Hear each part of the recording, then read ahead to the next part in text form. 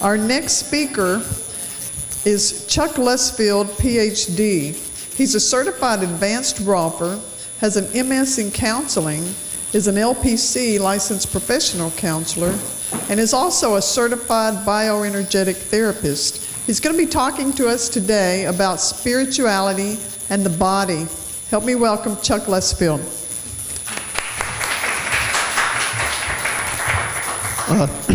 I think I'll lower this a little bit so I don't have to jump up to speak to it.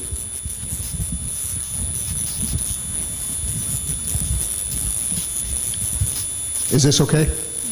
Good. Okay. First of all, thank you for coming. It's always fun to prepare these things. I was talking to Tony just before I came in here, and I thought I had this thing all prepared, of course, on Wednesday night. I was really feeling good about it. Thursday morning, of course, I got up and said, that's a bunch of crap. And I discarded that one, of course, and it was at 3 o'clock this morning I was up and I got something. And I'm glad this isn't Tuesday. I didn't have to wait till Tuesday because I'd probably discard this one. You know, it's the way it goes. But anyway, I'm going to talk about spirituality in the body, and this comes out of my over 30 years experience as a rolfer and over 20 years experience as a body psychotherapist. I'm not, believe me, I don't consider myself much, I've been a very advanced spiritualist, so to speak, and I don't consider myself, certainly I'm not an authority on any religion, and I don't intend this to be religious at all. I hope what I have to say is applicable to all religions, faiths, whatever you want to call your experience with the universe. So what I would, first we're going to talk about, there's going to be two parts to the talk if I can get it all done. You know, till 30 minutes is not a long time to speak about something like this. So the first part I'm going to talk about how I see what I consider universal consciousness or spirit or the divine or whatever you want to call it and its connection to our body. And then in the second part, I want to talk about the connection between us. And to me, it's all the same, but I'm going to break it into two parts. So, and if you have questions, please ask as you know, as the thing goes on. There may be a question. I may have time for questions afterwards, but is there perking up? Just ask them. It'll be fine. So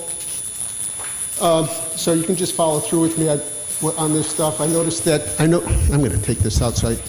I'll never remember to speak into it otherwise. I noticed that my spirit is a little bit sagging on the first page, but that's okay. The reason I put these are the three concepts that I'm thinking about in terms of, we're in relationship to the body. Spirit, inspiration, and grace. And the first one, spirit, if I get the pages turned, comes from the Latin word spiritus, breath, or the life-giving force. And it's an animating principle. These are different things I've picked up different places. Some of you will recognize a lot of this.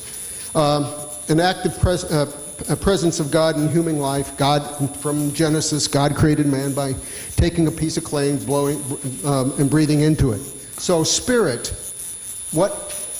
for me, that spirit, that is my connection, at least when I think about my body and my connection. When I think about my spirit, I'm thinking basically about that breath from the universal self, God, Jesus, however you see it. And with that spirit comes inspiration, to breathe in, to take that spirit into my body.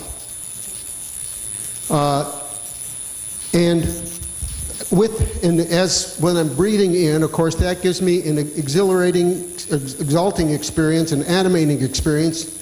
The German word for breath comes from the Sanskrit word meaning God within. And in those of you who practice, I just was hearing the tail end of the last speaker, and I'm sure many of you practice yoga and know about Eastern philosophies, and you all know what you've heard of, at least prana. You know what, and in prana, that again is a life-giving force. That again has to do with your breath. in other cultures, I mean, in the Chinese speak of qi, don't they? And the Japanese speak of ki, as in reiki, and in aikido. All of those have to do with life force. And it has to do with breathing and inspiration, pulling it in and giving it out. That's the expiration, of course. So then, in terms of grace, grace is, now this is interesting. I looked, in preparing for this, I decided I've got to look up, grace has so many meanings and things. So I looked it up in the thesaurus. There were 20 different references to 20 different locations. And you know, when you go to each location, there's about 20 different definitions. So grace means a lot of things to a lot of different people. So I just took a few. Okay, so first of all, help given by God in overcoming temptation. That's pretty, pretty religious sort of sounding. A virtue coming from God. A natural attribute of all living things that are in a state of innocence. Well, of course, and that has to do, if you think about it, going back to Genesis, of course, if you think about this, you know, the Adam and Eve fable story. Pardon. It has, you're talking about going from a state of innocence into a state of knowing. And what does it mean to be graceful? Well, okay, it's charm, attractiveness, beauty, ease of motion, a moving from the core of one's being. Now, what do I mean by that? Well, that's in another one of the terms from the Schacherer, in terms of your one point. If you've done any kind of martial arts or familiar at all with martial arts, they always talk about your one point moving from this place. This is where your core is, the place between lower, just between your navel and your genitals. This area right in here, a few inches lower than your navel. It is also, in terms of structurally in your body, it is where the core structures of your body are, the core muscular structures, the core, those muscles that have to do with your uprightness are in that part of your body.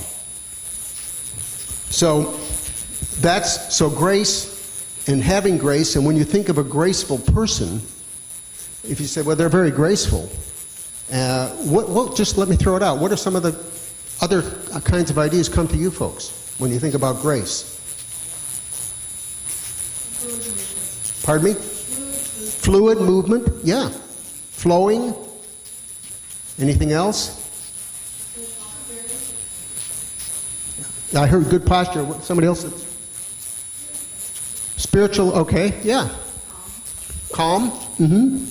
These are all different facets of having grace, being graceful, and having that sense of, if you look back to the very first one, help given by God. Well, God, however you see God. It's that quality that we have, that quality of innocence before we fall from grace, so to speak. And so when you think about falling from grace on your next page, what are the words that you normally associate with falling from grace?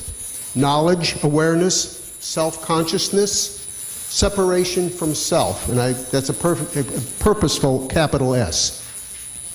Okay?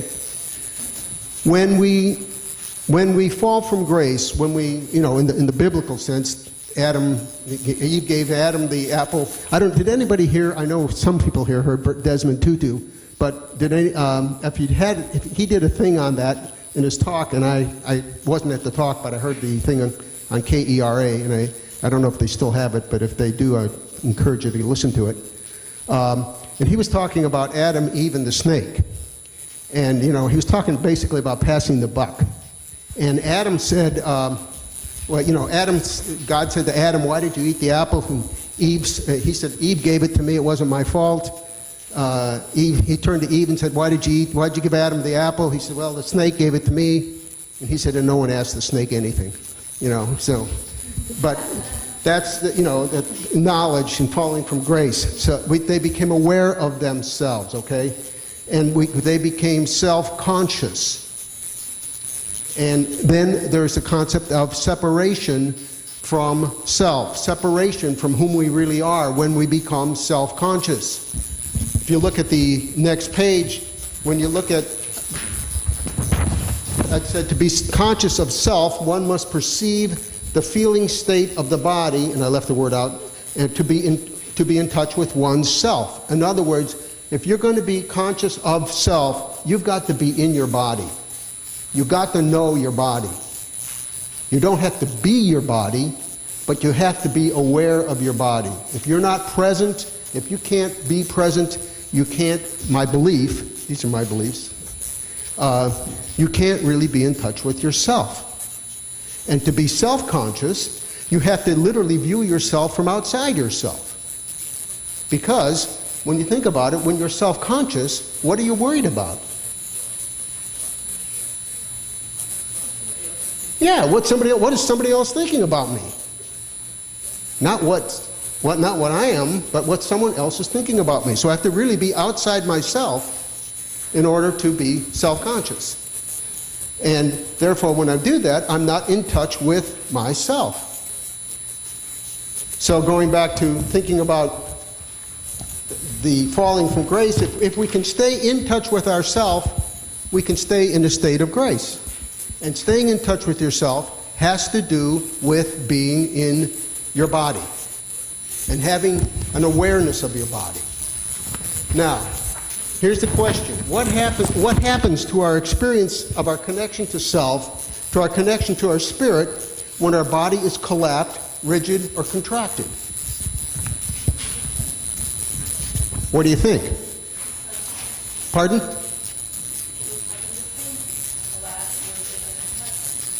You diminish, the sense of self never goes away. Self, God, universal presence is always there, right? But what happens to us? It's our experience of that gets diminished. And then we feel diminished in some ways. We feel less than, we feel, whatever we feel, anxious, depressed, sad, all kinds of things that give us problems in our life. So it's when we are collapsed, when we are either rigid or when we are contracted, we lose contact with ourselves. So, and if you look at the next, and then, what happens if we're not in the present? We lose contact with ourselves. We can't be, if I'm thinking about what I'm going to be doing tomorrow, or I think about what happened to me last night, I'm not in contact with me right now. And when I'm not in contact with me, I'm not really in contact with my body. Now, the next page is just a diagrammatic thing that actually comes from Dr. Rolf's book on Rolfing. But it showed, this is the character on the left is how people appear who come to see me, either actually or in a figurative sense, emotionally. They're collapsed, they're bent, they're broken, and their bodies look that way. And the process of becoming in touch with self, of becoming back in touch with who you really are, is a process of alignment. It's a process of being able to stand erect, to stand straight, with ease, not with rigidity. To be balanced. I mean, the terms that I'm using, I'm sure, are not, foreign to you, because, you wouldn't be at this kind of a conference, this kind of affair, if you didn't have some kind of an appreciation for this kind of thought process. So, the process of staying in touch with self, getting back in touch with self, actually, is a process of becoming more upright, with ease. Any questions?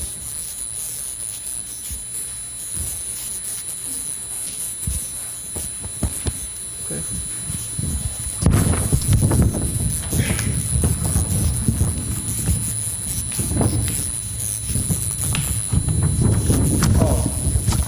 Oh my goodness. All right. These next two pages. two pages were some quotes I found that I thought were pretty interesting. This first one from Doris Lessing. I just have found out. How many people know who she is? Doris Lessing? Anybody ever heard? I hadn't heard of her until I looked at this book, and then I found out who she was. She's a very prolific writer and is often associated with feminist writings, but she doesn't consider herself a feminist at all. In fact, she's written some pretty severe things about that movement. But anyway, I thought this quote was great. All sanity depends on this, that it should be a delight to stand upright knowing that the bones are moving easily under the flesh. And then there's the quote from Wilhelm Reich that psychic illnesses are the result of a disturbance in the natural ability to love. And when you think about that, your ability to love is an ability that comes from your heart. And if your heart is blocked, then your connection with your own self is diminished. And again, you're going to have a lesser experience of your connection with whatever your universal principle is.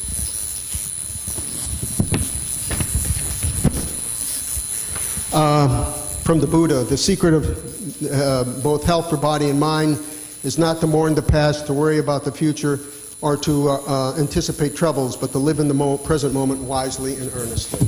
Well, that's not, that's pretty, I think we all pretty much know that, right?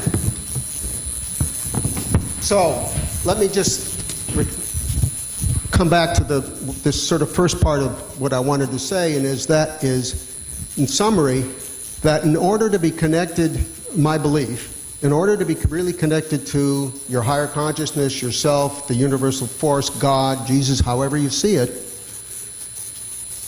I think you need to be connected into your body. Your body is an expression of that experience. And it doesn't matter the shape of your body in terms of whether you're tall or short, or if you're, if you are physically handicapped in some way. What's important is your own sense of being able to stay with your body, stay in your body, and feel and be present in your body. Yeah. I'm very curious. I've never experienced swapping, but I'm curious about how that assists in that process, assists in staying more present. Well, very short, briefly, rolfing is a process of reorganizing your body's structure so that you function more effectively, and so that uprightness is a much more place of ease than effort. Okay? So it's a place of bringing your body into balance, into harmony, so that you really feel the support of the earth underneath your body. And therefore you can it's easier to be more upright. And I'll be glad to talk endlessly about that afterwards, okay? Okay, anything else? All right, so the next part I want to talk about is us. How do we connect? And one of the things the next page is from Desmond Tutu. And in the talk, the main thesis was that sin is the same as separation. He equates sin and separation. Now, sin is a heavy, loaded word for a lot of people. To me, it's just not, to me, it's not being very effective in your life. Instead of, I'm not equating it with any particular commandment or things that you did or didn't do. Now, believing that we are separate one from another. Why is that sinful? And I wrote, because it's a lie, because we're really not separate. And we're connected in some very, very specific ways. This is not airy-fairy, my astral plane is connecting with your other plane, okay? I'm not talking that stuff. That stuff can be real, but I'm talking about, I'm talking about science, okay? First of all, every breath, in the next page, this is actually, they're documented. I don't know how many of you know Larry Dossey. His first book was Space, Time, and Medicine, and he used to be here at Medical City. He's a physician.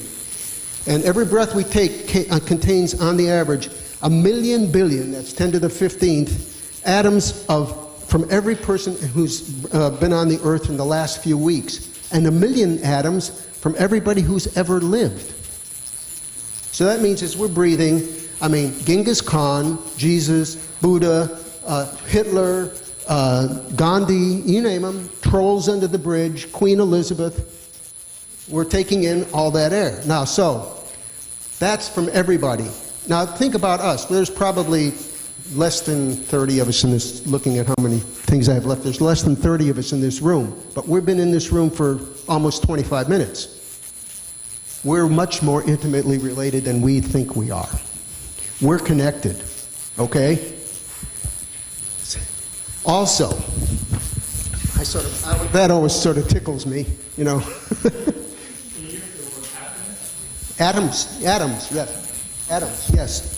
yes, atoms.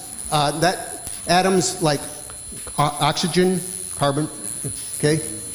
Oxygen atoms, for example. They're in every breath, okay? Every breath contains, one of the things they said in this thing is that our breath is sort of the number of atoms in our breaths are about the same as the number of breaths as there are in the Earth's atmosphere. And so statistically, that's how they get these numbers. So the atoms of oxygen, the atoms of nitrogen that are in the air, that's what I'm referring to. Okay, how are we doing? Not too bad. Okay, so also, our bodies and energy fields. Now, you know, some people are really gifted and can see things like auras. I don't. That doesn't mean they don't exist, of course. I mean, if you take a blind person and take them to the Art Institute or the Dallas Museum of Art, it's not much of an experience. You know, it's not very impressive. But if our senses aren't well attuned, we may not pick up stuff. But there's a lot of stuff going on out there that now with newer and more sensitive instruments, they're able to discover. So first of all, our bodies have many electric currents running through them. Currents, first of all, our bodies run on electricity, our nerve flow, okay? Muscle contraction, the beating of our heart are all done through electrical impulses. And when the electrical impulses are carried through a conductor like any of the fluids in our body, which contain salt, which makes them a pretty good conductor, then what you have is an electric current. And any electrical engineer will tell you that if you have an electrical current running through any medium, it will give off a magnetic field. And by definition, fields are not bound. They go on. Their effect becomes finer and finer, less strength. The farther you get away from the source, the more, the less the effect of the field. But the field goes on. So our bodies give off all of these magnetic fields, and they refer to them. One of the books that where I learned a lot of this stuff is a book by a guy by the name of Jim Oshman, and it's called The Scientific Basis for Energy Healing. It's a very good book. And when these magnetic fields are in your body, they're called biomagnetic fields. So we're giving off these biomagnetic fields, and they radiate out from our bodies. We're breathing each other's air all the time. So the next page, I copied from I got this off the internet, showing, human energy fields. Most people, I would think, in here have seen something like this. If they haven't, this is the different energy fields with names given to them. The names are just labels. So the question then becomes, where do I end and you begin?